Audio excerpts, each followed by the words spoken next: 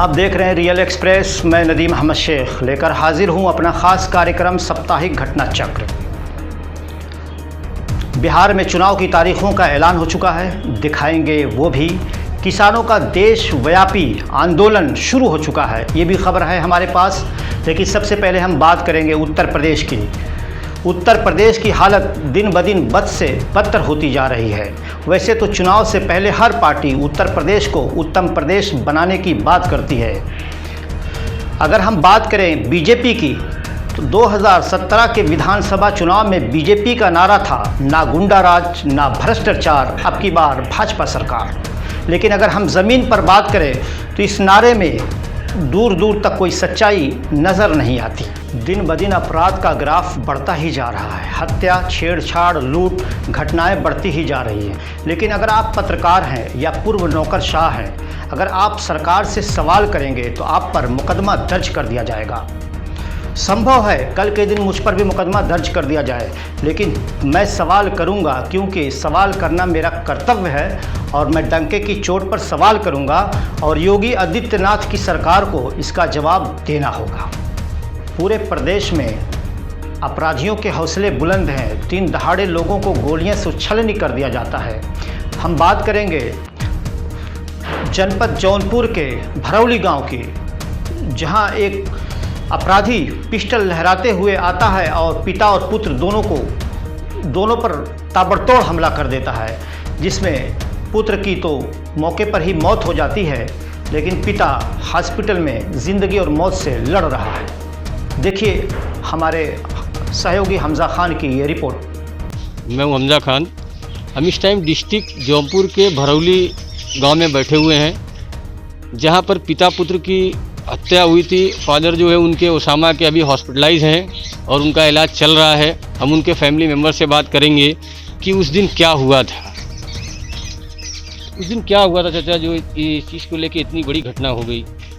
भाई सबसे पहले तो आपका शुक्रिया। रियल में वाकई आप रियल खबर ले रही है, मुझे अच्छा लगा। और मैं फैमिली में सबसे बड़ा हूँ। ये मेरे भाई है। समझ सकते हैं आप, सब्र रखिए। क्या हुआ था उस दिन? कुछ नहीं, ये ख़ानदानी लोग हैं, इनसे हमारा कोई लेन देन भी नहीं है, कोई मसला नहीं है। और ये धोखा है, आज तक ये समझ में नहीं है। क्योंकि जिस दिन सुबह में ये हादसा हुआ है 9 बजे, उस दिन उसके एक रात पहले 8 बजे मेरे घर से ही खा पी के निकला, घर से बात करते हुए निकला, और शाम सुबह में फ़ोन करके बुलाकर धोखा दिया। और मुझे किसी से कुछ लेना देना नहीं है। पुलिस डिपार्टमेंट का सबसे पहले तो मीडिया का बड़ा एहसान है कि उजागर किया, वरना पुलिस जो है बिल्कुल हल्के में ली थी। हम लोग बॉम्बे से पहुँचे, हम लोग बॉम्बे रहते हैं, पूरी फैमिली के साथ आए, तो उन्होंने बड़ा आश्वासन दिया हमको। लेकिन हकीकत इस बात की है कि जो कहा है वो अदा नहीं किया। नहीं, यही चीज़ है कि आप लोग बॉम्बे में रहते हैं, आपकी पूरे गांव में किसी से कोई दुश्मनी नहीं, कुछ नहीं।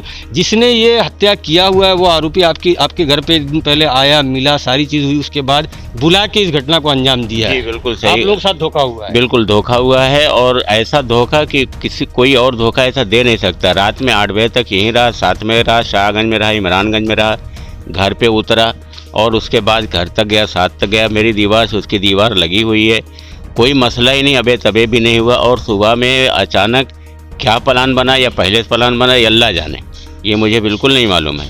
लेकिन यह है कि जो पुलिस शासन, जो वो ताकत है हिंदुस्तान की, बहुत बड़ी ताकत है, लेकिन उस ताकत का सही इस्तेमाल नहीं किया गया। अगर सही इस्तेमाल किया गया होता तो आरोपी अब तक हाथ में होता और बयान दिया होता। आपको शिकायत है, इससे हम समझ सकते हैं। और हम बहुत स्पष्ट करना चाहते हैं कि जिस तरीके से इन लोगों की पीड़ा है, प्रशासन और एसपी से खासकर मैं निवेदन करता हूं, जौनपुर एसपी से, कि आप इसको गंभीरता से ले। जो भी आप टीम ने गठित किया है, उस टीम को जल्दी से जल्दी आरोपी की गिरफ्तारी करवाइए। कृषि बिल के खिलाफ किसानों का आंदोलन तेज। शुक्रवार को किसानों ने भारत बंद का ऐलान किया था, जिसका ज़बरदस्त असर देखने को मिला। पंजाब, हरियाणा, महाराष्ट्र, बिहार और उत्तर प्रदेश में इसका असर देखने को मिला। वहीं किसानों को विपक्ष का भी साथ मिला। अगर हम बात करें तेजस्वी यादव की, तो आरजेडी नेता तेजस्वी यादव ट्रैक्टर लेकर सड़कों पर नजर आए। बाद में तेजस्वी ने सरकार पर बड़ा आरोप लगाया। तेजस्वी ने कहा, सरकार अन्नदाताओं को, अपने फंड दाताओं की कठपुतली बनाना चाहती है। और वहीं किसान दूसरी तरफ हैं कि मानने को तैयार नहीं। किसानों का कहना है जब तक ये बिल वापस नहीं होगी हम आंदोलन करेंगे। कृषि बिल को लेकर अब विरोध सड़क तक पहुंच चुका है। इसकी गूंज पंजाब, हरियाणा के साथ साथ अब बिहार में भी सुनाई दे रही है। बिहार में जल्द ही चुनाव होने वाले हैं और चुनाव के मद्देनजर हर दल अपना मुद्दा उठाने की कोशिश कर रहा है। इसी कड़ी में कृषि विधेयक के विरोध के लिए बिहार में विपक्षी दलों के नेता सड़क पर उतर आए हैं। नेता प्रतिपक्ष तेजस्वी यादव ने ट्रैक्टर रैली निकालकर अपना विरोध जताया है। तेजस्वी ने कहा कि सरकार ने हमारे अन्नदाता को निधिदाता के माध्यम से कठपुतली बना दिया है और कृषि बिल अन्नदाता विरोधी है। तेजस्वी यादव ने सरकार पर निशाना साधते हुए कहा कि सरकार ने कहा था कि वो 2022 तक किसानों की आय को दोगुना करेगी, लेकिन ये बिल उन्हें और गरीब बना देगा। गौरतलब है कि अन्नदाताओं को लेकर मोदी सरकार द्वारा लाए गए बिल पर संग्राम जारी है। भारतीय किसान यूनियन समेत विभिन्न किसान संगठनों ने देश भर में चक्का जाम करने का ऐलान किया है। इसमें 31 संगठन शामिल हो रहे हैं। किसान संगठनों को बिहार में कांग्रेस, आरजेडी और वामपंथी दलों का समर्थन मिल रहा है। आपको बता दें कि ये कोई पहला मौका नहीं है जब तेजस्वी यादव ने मोदी सरकार को घेरा हो। इससे पहले भी कृषि बिल को लेकर ही तेजस्वी यादव ने कहा था कि एनडीए सरकार लगातार गरीब और किसान विरोधी फैसले ले रही है। साथ ही सरकार को घमंडी भी बताया था। तेजस्वी यादव ने कहा कि लोकसभा में एक तरफा 3 कृषि विधेयकों का पास कराना किसानों से उनका हक छीनने जैसा है। विपक्ष लगातार सरकार से तीनों विधेयक वापस लेने की मांग कर रहा है और अब नेता प्रतिपक्ष तेजस्वी यादव ने भी केंद्र सरकार से किसान विरोधी अध्यादेश को तुरंत वापस लेने की मांग की है।